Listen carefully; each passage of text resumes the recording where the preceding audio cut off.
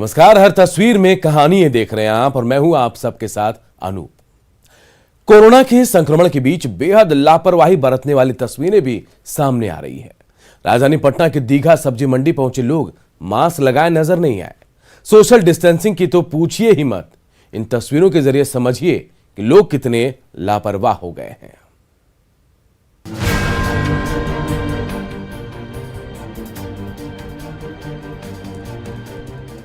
लोगों में भारी भीड़, न चेहरे पर मास्क है और न सोशल डिस्टेंसिंग का ख्याल रखा जा रहा है। कोरोना काल में लापरवाही की ये तस्वीरें बिहार के किसी सुदूर इलाके की नहीं, बल्कि राजधानी पटना के दीघा सब्जी मंडी की है।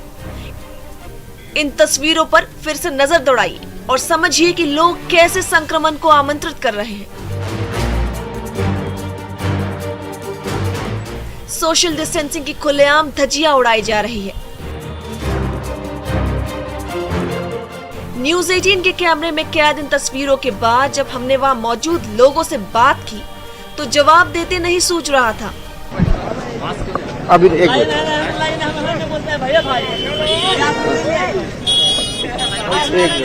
आप लोग भीड़ में रहते हैं, मास्क क्यों नहीं लगाते? मास्क तो छूट गया है घर पर। कोरोना खत्म हो गया? नहीं, कोरोना पहले है। मास्क लगाना चाहिए। लगाना चाहिए। हाँ। जान का डर है ना? डर है नहीं। ज्यादातर लोग बगैर मास्क के ही नजर आ रहे थे। सब्जी बेचने वाले हो या फिर खरीदारी करने पहुंचे लोग, किसी के भी चेहरे पर मास्क नहीं दिखा। हाँ, बड़ी ही मासूमियत के साथ सफाई जरूर दी जा रही थी। सुन लीजिए। कोरोना से हम लोग लड़ रहे हैं। कोरोना है, बहुत ऐसा व्यक्ति कहता है कि कोरोना नहीं है, कोरोना फिर बढ़ रहा है। सोशल डिस्टेंसिंग भी नहीं हो रहा है। आप लोग तीसरी लहर को लेकर का पालन बहुत व्यक्ति नहीं कर रहे हैं, हम लोग भी कर रहे हैं, लेकिन गलती से जो है भूल जाते हैं। कोरोना के मामले कम जरूर हुए हैं, लेकिन संक्रमण का खतरा अभी टला नहीं है। ऐसे में तीसरी लहर के खतरे के बीच ऐसी लापरवाही न सिर्फ संक्रमण को बढ़ावा दे रही है, बल्कि लोग अपनी जान से खिलवाड़ भी कर रहे हैं। प्रशासन की ओर से बार बार कोरोना गाइडलाइन के पालन करने की सलाह लोगों को दी जा रही है। बावजूद इसके लोग सुधरने का नाम नहीं ले रहे हैं। रजनीश कुमार, न्यूज़ 18 पटना। कोरोना को आमंत्रित करती तस्वीरों के बाद राजधानी से लापरवाही की एक और तस्वीर सामने आई है। बरसात और बाढ़ के मौसम में लोग अपनी जान से ही खिलवाड़ कर रहे हैं। पटना प्रशासन के सख्त निर्देश के बावजूद गंगा नदी पर नावें चल रही हैं और वो भी ओवरलोडिंग के साथ। ऐसे में कभी भी कोई बड़ी दुर्घटना हो सकती है।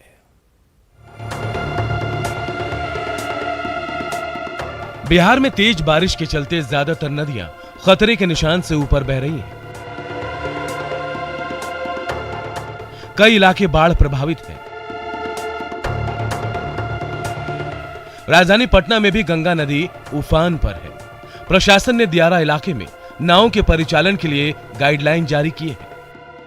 नावों पर ओवरलोडिंग करने से बचने की सख्त हिदायत दी गई है। बावजूद इसके नावों पर क्षमता से अधिक सवारी सफर कर रहे हैं।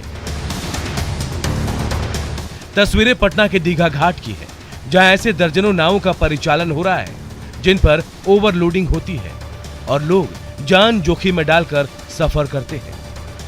नाव जो ओवरलोडेड रहता है, आप लोग नहीं मना करते हैं? अब रह गया कि नाव वाला पैसा लेता है, मानता नहीं है। नाव वाला को दबाव। इतनी संख्या में लोग सवार होते हैं। हम लोग तो बोलते हैं। बोलने के बावजूद नाव चालक पैसों की लालच में पड़कर धड़ल्ले से ओवरलोडिंग करते हैं। लोगों की जान सांसत में रहती है, लेकिन दियारा के उस पार से इस पार तक आने का कोई दूसरा साधन भी नहीं है। लिहाजा ऐसे ही नावों पर भरकर लोग आते और जाते हैं। तो वहीं इस दौरान प्रशासन की ओर से की गई सख्ती का भी असर होता नहीं दिख रहा। नावों पर क्षमता से दोगुने यात्री बिठाए जा रहे हैं।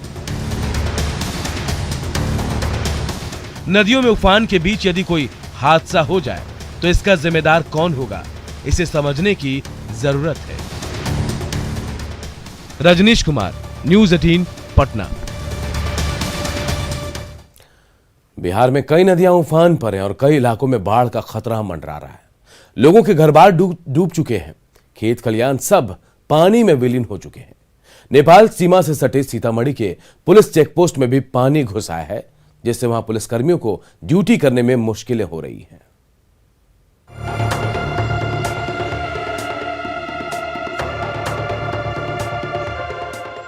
हर तरफ पानी ही पानी और बाढ़ की पानी की तेज धार।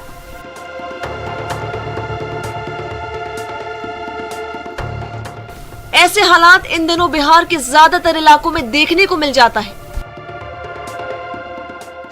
कुछ ऐसी तस्वीरें सीतामढ़ी से सामने आई है, जहां बागमती और अधवारा समूह की नदियों में आए उफान से लोग परेशान हैं।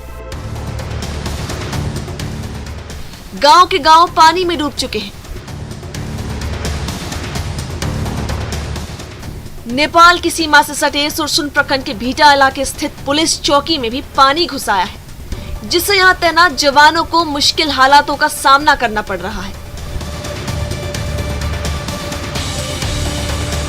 हम लोग सुबह से पानी में है, खाना पीना नहीं खा रहे हैं। यहाँ पर 2 DAP गार्ड हैं और कोई नहीं। साहब बोले अपना व्यवस्था कर लीजिए। पुलिस चौकी और इसके आसपास आपको ऐसे ही बाढ़ के पानी की धारा बहती नजर आएगी। इलाके की सड़कों पर आपको पानी ऐसे बहती नजर आएगी जैसे मोटर मशीन से पानी को बाहर निकाला जा रहा है। लेकिन ऐसे हालात नदियों में आए उफान के चलते हैं। भारत नेपाल सीमा के नो मैन्स लैंड और मुख्य मार्ग पर भी बाढ़ का पानी यूं ही बहता रहता है और लोग जान जोखिम में डालकर सफर करने पर मजबूर हैं। बड़ी आबादी बाढ़ से प्रभावित हुई है। अब तो पुलिस फोर्स को भी ड्यूटी करने में परेशानी होने लगी है।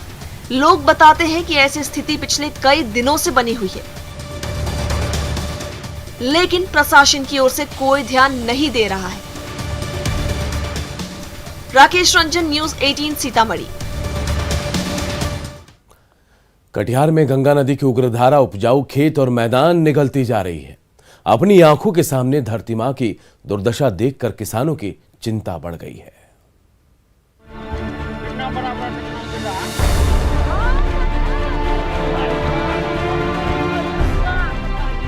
गंगा नदी की उफनती धारा ने उपजाऊ खेत के टुकड़े कर दिए।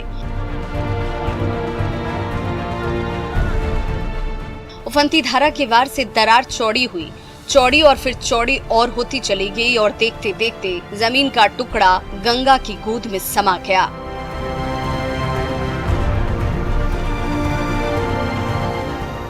कटाव का ये नजारा कुर्सीला के खिरिया टोली का है। इन दिनों गंगा नदी इतनी बौराई हुई है कि रास्ते में आने वाले उर्वर खेत और मैदान को लीलती जा रही है। पिछले कुछ दिन के अंदर कुर्सीला के मेहनतकश किसानों की आंखों के सामने उनके सैकड़ों एकड़ उपजाऊ खेत गंगा नदी में विलीन हो गए और वो ये सब कुछ चुपचाप देखते रह गए। सुबह से अभी तक में 100 फीट लगभग कट चुका है और जैसा अभी का कटाव है तो इस प्रकार से तो 2 से 4 दिन के अंदर में गांव के पास भी जा सकता है। करीब 4 या 5 कट्ठे के लमसम में आज फिलहाल सुबह से हो रही है। आज ज़्यादा जो कि कुछ कटा हुई है, जो कि यहाँ पे आदमी का जुटाव है। हम सब जो कि आए हैं यहाँ पे ये सब बात देखने के लिए। हाल के दिनों में गंगा नदी की धारा अचानक इतनी रौद्र रूप में आ गई कि रोजाना दोनों किनारों की उर्वर धरती निगलती जा रही है। जो खेत सोना उगलते थे वो मिट्टी टुकड़े टुकड़े होकर नदी की अथाह धारा में समाती जा रही है। यही हालात रहे तो आने वाले कुछ दिन के अंदर कई गांव और सैकड़ों एकड़ खेत का नामो निशान मिट जाएगा। परेशान किसानों ने कई बार प्रशासन से गुहार लगाई, लेकिन सिवाय आश्वासन के अब तक कोई कार्रवाई नहीं की गई। कटाव की स्थिति तब बनती है जब कई बार पानी आता है, निकलता है, वापस जाता है, वापस आता है। उस चक्कर में कटाव होता है और एक एरिया में खेतों में कटाव हो रहा है तो उसको रोक लिया जाएगा। गंगा नदी की विनाश लीला ने कटिहार के किसानों की चिंता बढ़ा दी है। नदी की धारा जिस तेजी से खेत के खेत लीलती जा रही है, ऐसे में आने वाले दिन बेहद कष्टदायक साबित हो सकते हैं। सुब्रत कुहा, न्यूज 18 कटिहार।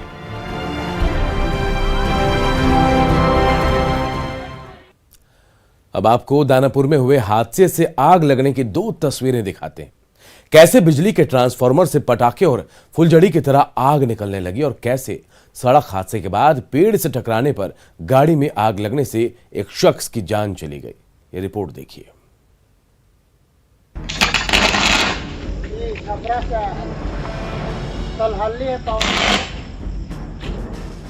रुक रुक कर फुलझड़ी की तरह निकल रही आग की ये तस्वीरें किसी आतिशबाजी की नहीं, बल्कि दानापुर के शहरी इलाके में लगे बिजली के ट्रांसफार्मर की है। जहां स्पार्क के चलते पहले तो आग की झड़ियां दिखाई दे रही हैं और फिर आधे घंटे के भीतर ट्रांसफार्मर भी जल गया।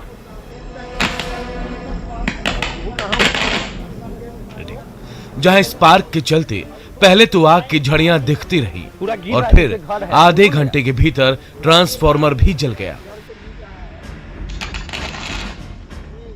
तस्वीरों में देखिए कैसे तेजी से लहकती हुई आग का रुख कभी इधर जा रहा है तो कभी उधर। सोचने वाली बात है कि जब ट्रांसफार्मर में शॉर्ट सर्किट से आग लग रही थी तो आसपास में रह रहे लोगों का हाल क्या होगा। लोगों ने फौरन इसकी सूचना बिजली विभाग को दी, लेकिन काफी देर तक कोई कर्मचारी नहीं पहुंचा, जिससे पूरा ट्रांसफार्मर जल गया। और इसके बाद मोहल्ले वाले बिजली गुल होने से परेशान दिखे।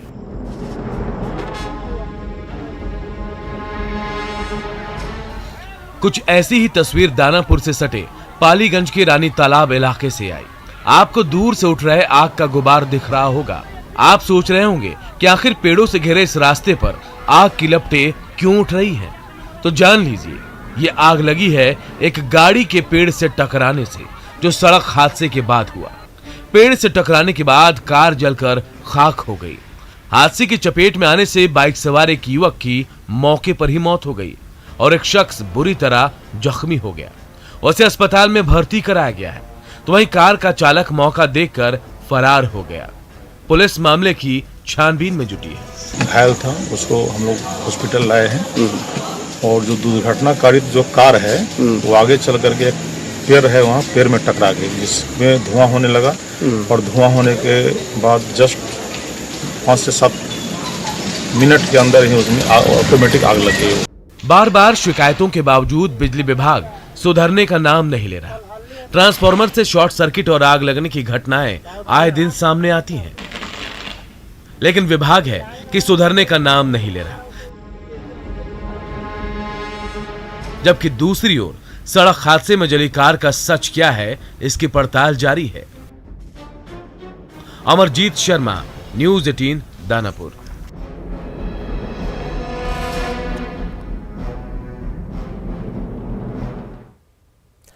समस्तीपुर में अतिक्रमण हटाने पहुंचे सीआई की उग्र भीड़ ने जमकर पिटाई कर दी। मारपीट का यह वीडियो अब सोशल मीडिया में तेजी से वायरल हो रहा है।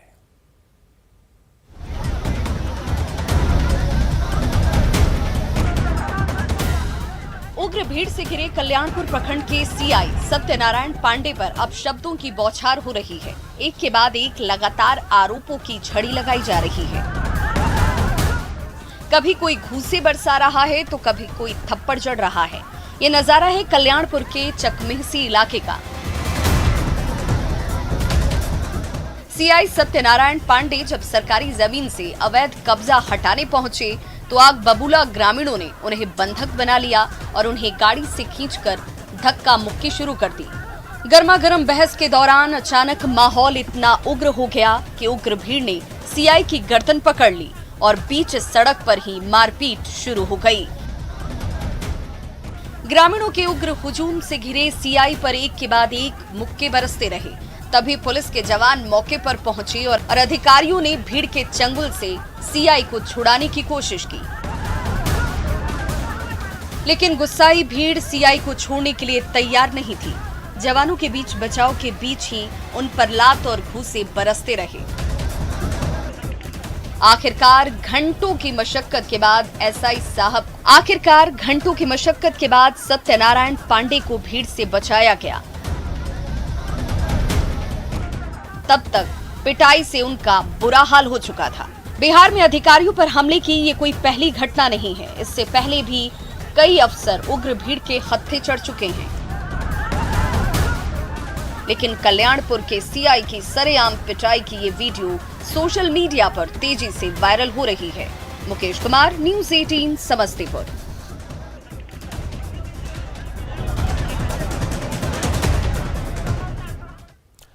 बाढ़ के अस्पताल के बाहर खड़ी चमचमाती बाइक चंद मिनटों में चोरी हो गई। रास्ता साफ होते ही शातिर अपराधी ने एक्सीलेटर दबाया और 9 तो 11 हो गया। हालांकि इसका वीडियो सीसीटीवी कैमरे में कैद हो गया है।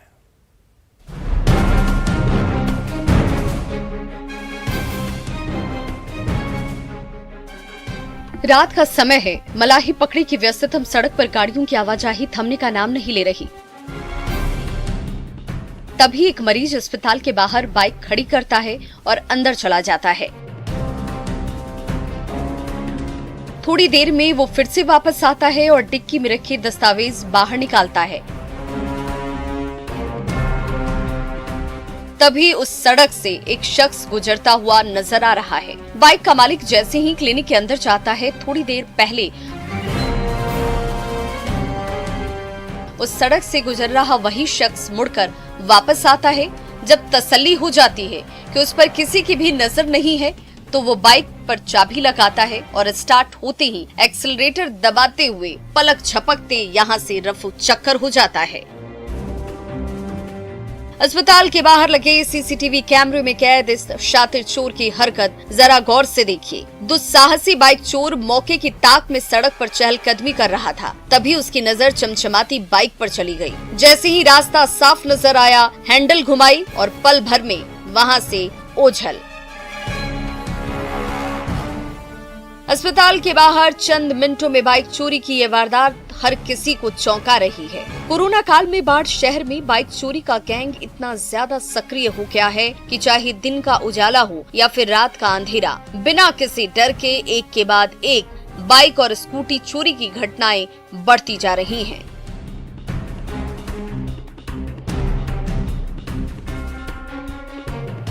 लेकिन उस पर रोक लगाने में बाढ़ पुलिस नाकाम नजर आती है। धर्मेंद्र कुमार, न्यूज़ 18 बाढ़। अब आपको कटिहार के उस छोटू से मिलवाते हैं जो कभी खुद बाल मजदूरी का दंश झेल चुका है, लेकिन आज अपने इलाके के बच्चों के लिए आइकॉन बन चुका है। वो कोरोना काल में अपने गांव के बच्चों के बीच शिक्षा का अलग जगाकर अनोखी पहल करने वाले इस युवक के सभी दीवाने हैं।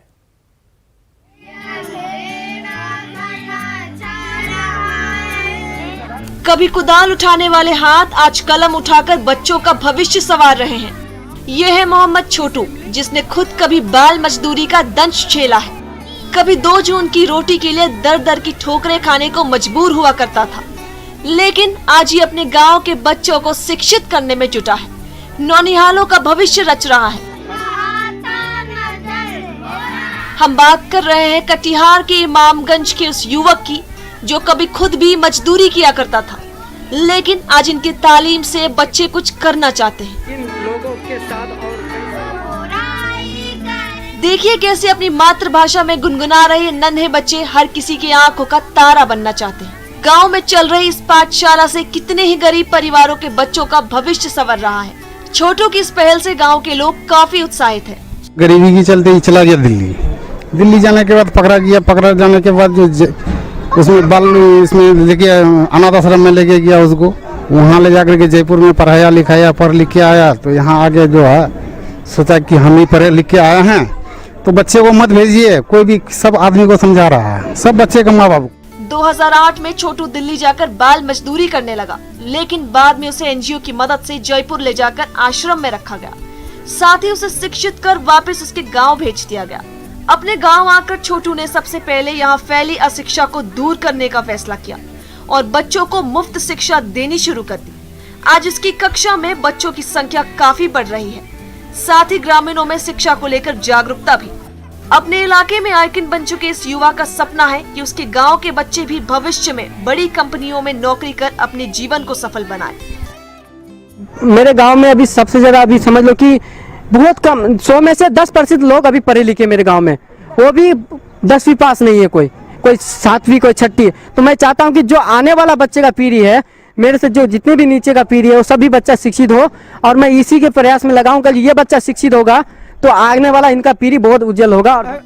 कोरोना काल में बेरोजगारी और बंद स्कूल की दोहरी मार से वैसे ही ग्रामीण क्षेत्रों के लोग परेशान हैं। ऐसे में नौनिहालों के बीच शिक्षा का अलग जगाते इस नौजवान की नेक पहल ने न सिर्फ गरीब परिवारों के लिए बल्कि पूरे समाज के लिए बड़ा संदेश दिया है। तभी तो छोटे बच्चों को शिक्षा की सौगात देने वाले इस युवा को पूरा गांव सलाम कर रहा है। सुमित्र गुहा, न्यूज़ 18 कटिहार। बगहा में करामाती जड़ी बूटियों का घोल टूटी फूटी हड्डियों को आसानी से जोड़ देता है। प्लास्टर का यह देसी नुस्खा आज भी बगहा के गांव-गांव में बेहद प्रचलित है। बांस की लकड़ी से किए गए पैर की हड्डी के प्लास्टर का ये देसी स्टाइल देख लीजिए, या फिर हाथों पर लगाए जड़ी बूटी और लकड़ियों के जोड़। आप सोच रहे होंगे कि आखिर टूटी हुई हड्डियों का ऐसा भी इलाज हो सकता है, तो देख लीजिए, यहाँ लोग ऐसे ही हड्डी टूटने पर अपना इलाज कराते हैं। तस्वीरें बगहा के रामनगर इलाके की है, जहाँ जंगली जड़ी बूटियों के सहारे टूटी हुई हड्डियों का इलाज किया जाता है। तभी तो बड़े विश्वास के साथ लोग इस वैद्य जी के पास पहुँचते हैं। वैद्य जी ये सेवा मुफ्त में करते हैं। ऊपर वाला को देने बा फ्री सेवा बा, एको पैसा नहीं चाहिए हमें।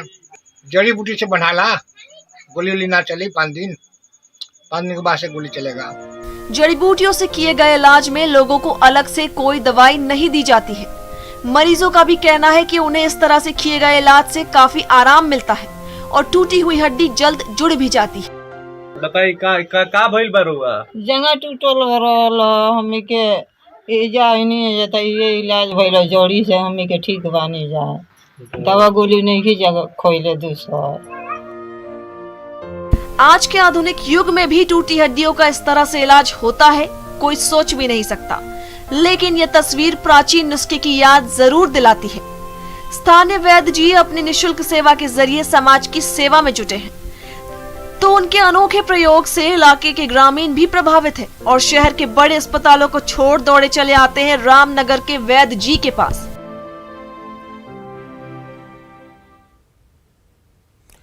नेटवर्क 18 फेडरल बैंक संजीवनी गाड़ी भारत के कोविड प्रभावित जिलों में जा रही है। वैक्सीन के लिए जागरूकता फैलाने की हमारी इस मुहिम को आप भी अपना सहयोग दीजिए। चलिए आपको दिखाते हैं संजीवनी गाड़ी अब तक कहां कहां गई और आज कहां है।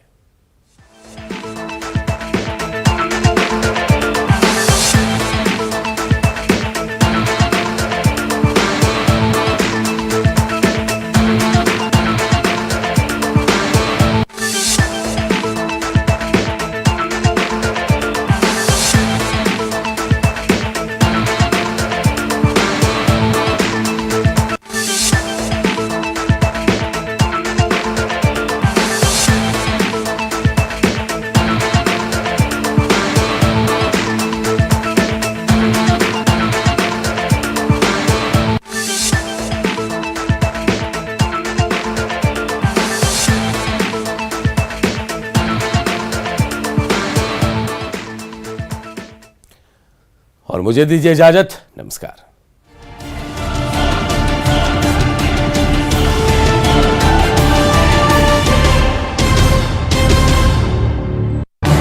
इस न्यूज हेडलाइंस के प्रायोजक पेट सफा